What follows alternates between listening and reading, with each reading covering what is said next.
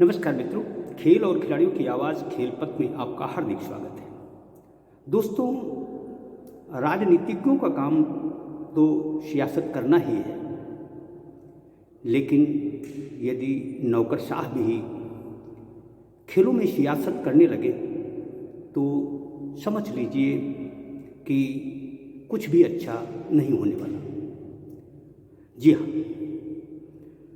कल 2 जनवरी को देश के प्रधानमंत्री नरेंद्र मोदी मेरठ में कालजयी मेजर ध्यानचंद के नाम की एक स्पोर्ट्स यूनिवर्सिटी का शिलान्यास करने जा रहे हैं। प्रधानमंत्री के स्वागत समारोह को भव्यता प्रदान करने के लिए खेल निदेशालय लखनऊ पूरी तरह से कमर कस चुका है। उसने सभी जिलों के क्रीड़ाधिकारियों को परवाने भेजे हैं कि वह अपने अपने जिलों से न केवल खिलाड़ी मेरठ ले जाए, बल्कि खेल निदेशालय का लक्ष्य 25,000 से अधिक खिलाड़ियों को वहाँ पहुँचाने का है। अफसोस और दुख की बात है कि जिस शख्सियत के नाम पर इस यूनिवर्सिटी का शिलान्यास होने जा रहा है, उसके परिजनों को खेल निदेशालय लखनऊ द्वारा आमंत्रण पत्र तक नहीं भेजा गया है। 31 दिसंबर की रात कोई 9 बजे मेजर ध्यानचंद के पुत्र अशोक कुमार को खेल निदेशक राम प्रकाश सिंह ने दूरभाष पर इस बात की सूचना दी कि उन्हें भी मेरठ पहुंचना चाहिए। दरअसल खेल निदेशक आरपी सिंह की इस रस्म अदायगी को घटिया किस्म की मानसिकता कहें तो ज़्यादा उचित होगा। हम आपको बता दें कि मेजर ध्यानचंद के एक सुपुत्र लखनऊ में भी रहते हैं, लेकिन खेल निदेशालय द्वारा उनको भी आमंत्रण पत्र नहीं दिया गया। मेजर ध्यानचंद सियासत की चीज़ नहीं है। इन्होंने गुलाम भारत में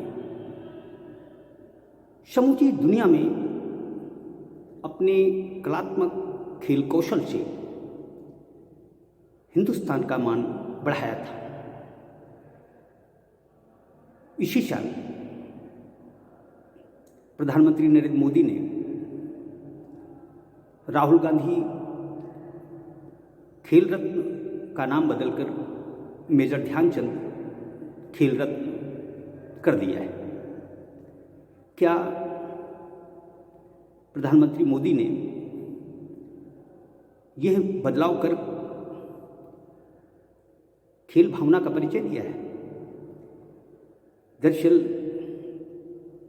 राजनीतिज्ञों का काम सिर्फ खिलाड़ियों को नाम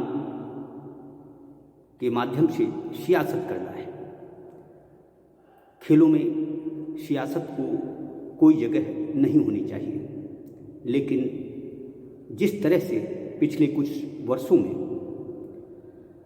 कालजयी दादा ध्यानचंद को लेकर राजनीतिज्ञों ने सियासत की है, वह एक गलत परंपरा है। हम सम्मान करें तो दिल से करें, नहीं करना तो नौटंकी चोचलेबाजी करने की कोई आवश्यकता नहीं है।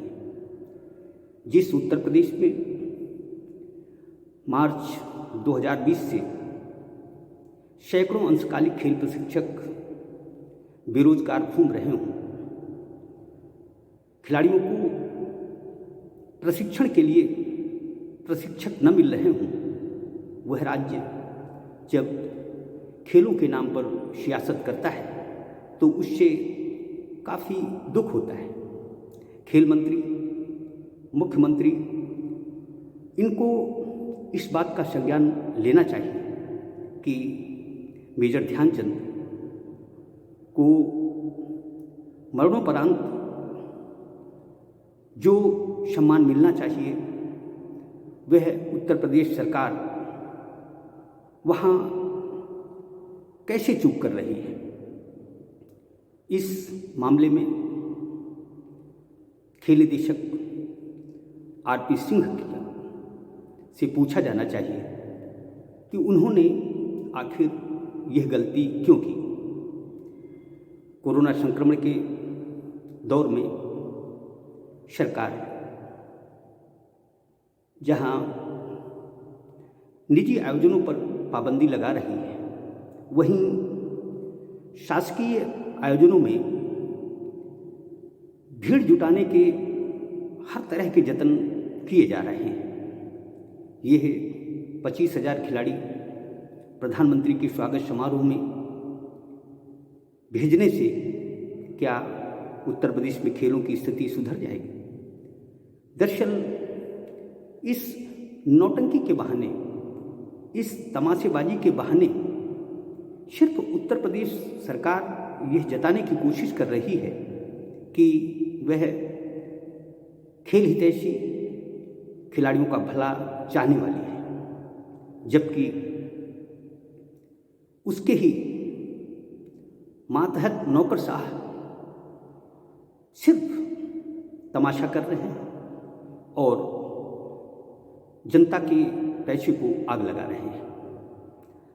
जिस तरह से खेल निदेशालय ने खिलाड़ियों को जुटाने में मेहनत मशक्क़त की है, बेहतर होता एक परवाना मेजर ध्यानचंद के सुपुत्रों के नाम भी भेजा जाता। उन्हें ससम्मान उस शिलान्यास समारोह में उपस्थित होने का आमंत्रण पत्र दिया जाता। इससे न केवल इस अच्छे उद्देश्य की वाहवाही होती, बल्कि दद्दा ध्यानचंद के परिजनों को भी लगता कि उत्तर प्रदेश सरकार उनके सुख दुख में साथ है। दरअसल सियासत खेलों से दूर रहनी चाहिए, लेकिन अफसोस मेजर ध्यानचंद आज राजनीतिज्ञों के लिए सियासत का नाम बन गए हैं। मेजर ध्यानचंद को भारत रत्न नहीं दिया गया, उसके बदले कांग्रेस ने सचिन तेंदुलकर को भारत रत्न दिया, जबकि पहला हक मेजर ध्यानचंद का बनता है। प्रधानमंत्री नरेंद्र मोदी जी यदि वाकई खेल प्रेमी थे तो उन्हें अपने शासनकाल में मेजर ध्यानचंद के नाम भारत रत्न देने की सिफारिश करनी चाहिए थी। उत्तर प्रदेश सरकार ने मेजर ध्यानचंद के नाम की स्पोर्ट्स यूनिवर्सिटी खोलने का अच्छा प्रयास किया है, लेकिन इस प्रयास में यदि उनके परिजनों को भी सम्मिलित किया जाता, इस आयोजन में उन्हें भी आमंत्रण पत्र भेजकर बुलाया जाता, तो मैं समझता हूँ कि शिलान्यास समारोह में 4 चांद जरूर लग जाते। खेल निदेशक आरपी सिंह ने इतनी बड़ी भूल क्यों की, यह तो वही जाने, लेकिन जिस तरह से उन्होंने ध्यानचंद के परिजनों को निग्लेक्ट किया है, वह खेलों के लिहाज से सही नहीं कहा जा सकता। सियासत हर जगह हो, लेकिन खेलों में कहीं से भी उचित नहीं कही जा सकती। अब फोन के माध्यम से यदि हम किसी को आमंत्रित करते हैं तो यह उचित कदम नहीं होगा।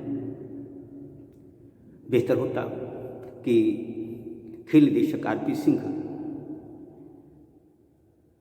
कम से कम मेजर ध्यानचंद के सुपुत्रों को आमंत्रण पत्र भेजकर उनका मान बढ़ाते। लेकिन जिस व्यक्ति के मन में खोट हो वह भला खेल हितैषी, खेलों को बढ़ावा देने वाले निर्णय कैसे ले सकता है। जो भी हो, मैं